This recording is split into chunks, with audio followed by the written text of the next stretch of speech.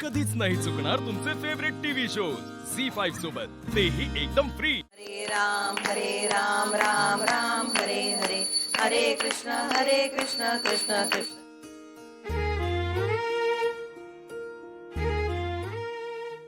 सदा सर्वदा योग तुझा घडावा, तुझे कारणी देह माझा पडावा. बाबाईचा उदो उदो देवाच्या नावानं सांग भलं. चला, पूजा संपन्न झाली. बाबा, तुमची पूजा संपल्या, आमच्या आजीची आता चालू होणार. बघा तुम्ही आता. आई सुरू कर आता दरवर्षीप्रमाणे.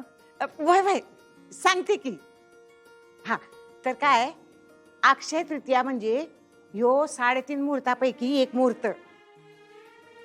या दिवशी केलेल्या दानाचं पुण्य संपत नसतंय, म्हणजे त्याचा क्षय होत नसतंय. म्हणून ही अक्षय तृतीया.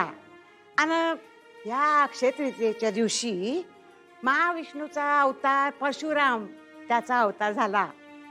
आणि एक गंगेचं अवतरण बी पृथ्वीवर झालं.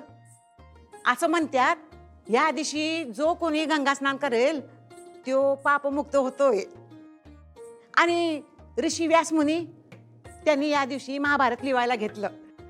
लिहायला म्हणजे काय, त्यांनी सांगायला सुरुवात केली आणि गणपती बाप्पांनी लिहिलं. तर अशी आहे अक्षय तृतीया. होय काय? हो आजी, मी इतके वर्ष अक्षय तृतीयाची पूजा करतेय, पण एवढी सगळी माहिती मला माहितीच नव्हती. आज कळली. खरंच बरं झालं मी इथे आले. तुम्हाला म्हणलं होतं का नाही आम्ही इथं या, तुम्हाला लई माहिती मिळेल. चला, प्रसाद घ्या सगळ्यांनी. सुनबाई वाटा की तो प्रसाद.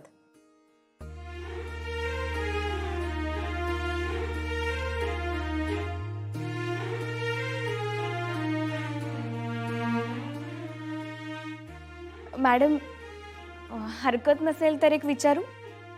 विचारा की. हो म्हणजे आज पूजा आहे, तर एखादं भक्तिगीत किंवा भजन गायलं तर चालेल? म्हणजे अनायसे पूजा आहे म्हणून विचारलं. अहो, एवढ्या चांगल्या कामासाठी आमची कशाला परवानगी घ्यायची? हा, आम्ही कशाला हरकत घेऊ? आता आधिपती गाण्यातनं हरकती घेतात, ते काही कमी आहे काय? काय आधिपती? नाही नाही, खरंच होऊन जाऊ दे एखादा अभंग किंवा भजन.